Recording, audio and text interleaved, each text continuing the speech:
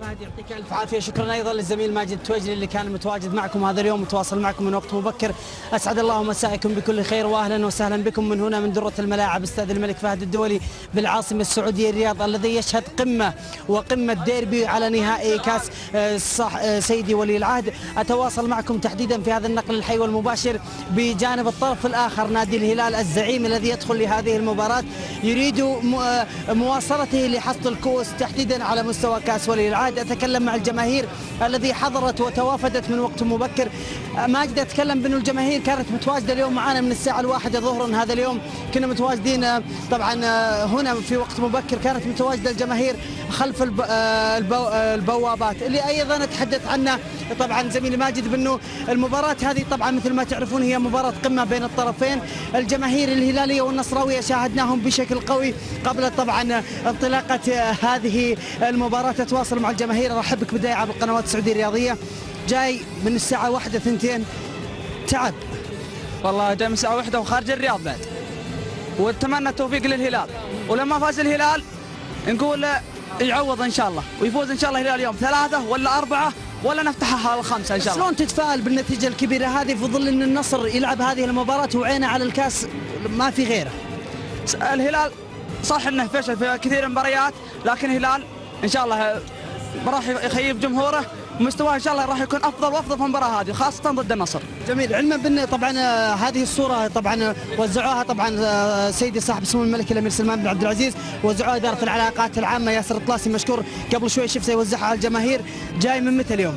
جاي من الساعة 1. من الساعه 1 ايش قاعد تسوي؟ جاي مع ولد اخوي. اول شيء بارك فوز جماهير ميلانيه، ان شاء الله نقول فوز هلال 2-1. وين اخذت التذاكر؟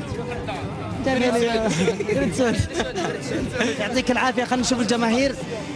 مو بتعب جاي من الساعه 1 اليوم؟ الله والله تعب، لكن عشان الهلال ما في تعب ان شاء الله. نتمنى التوفيق للهلال ان شاء الله، نتمنى 2-1 اليوم ان شاء الله الهلال. ما تخاف اليوم من النصر؟ اليوم النصر عينه على الكاس.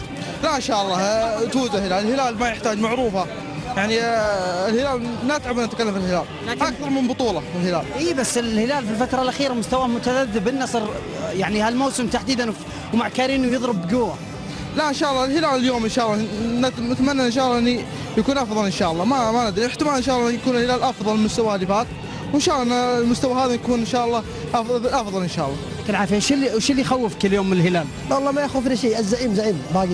ان شاء الله يفوز اليوم 3-0 والنتيجه مضمونه للهلال ان شاء الله. 3 صور قويه ترى على النصر في نهائي. قوي العالم الزعيم هذا ما في عنده قويه شيء. فايز عليك في الدوري ما تخاف منه؟ لا ما نخاف منه، كم بطولات 33 والحين ان شاء الله نفوز اليوم. لكن يمكن عوده النصر عن طريق بوابه الهلال اليوم. لا ما عليه، مع انه ما نخاف ابوي. ان شاء الله الزعيم زعيم. ان شاء الله هلاليه 2-1، بس لو ما يلعبون الزوري الهلال ان شاء الله راح يفوز، الزوري والمرشدي ان شاء الله. الهلال واحد من بتلعب كذا مدافع؟ اي يحيى مسلم خيرات، اي واحد غير الاثنين ذول يجون احسن ان شاء الله. يعطيك العافيه. الله يعافيك. انا اتمنى ان شاء الله 3-1، واحب ابارك لزياد مطلق فوز ميلان البارح ان شاء الله. يعطيك العافيه. اتمنى فوز الهلال 3-0. متفائلين بقوه. من متى جاي اليوم؟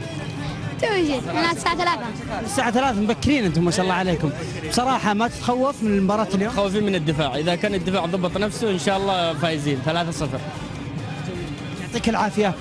إذا طبعا زميلي ماجد هذه طبعا الأجواء الموجودة هنا في استاد الملك فهد الدولي، علما من يوم فتحت البوابة الساعة 4 الجماهير الآن يعني شبه يعني تحضر بكثافة. المدرجات بدأت نقول تتعبى بشكل كبير، لكن باقي العديد من الأماكن. نتمنى درة الملاعب اليوم مليانة بشكل كبير عشان نستمتع بنهائي كبير، نهائي كاس ولي العهد، اللي أيضا أتحدث بأنه باقي هناك العديد من التذاكر موجودة داخل استاد الملك فهد لأي شخص يرغب لحضور المباراة. والله يا ماجد الأجواء حارة والجماهير حاضرة بكثافة، وبصراحة حاضرين من وقت مبكر. اللي حاضر من 1 واللي حاضر من 3 المباراة ترى راح تبدأ 8. يعطيكم العافية. في هاللحظة انتقل بالصوت والصورة للزميل العزيز الغالي ماجد التويجري. ابو تركي. ماجد تفضل. شكرا.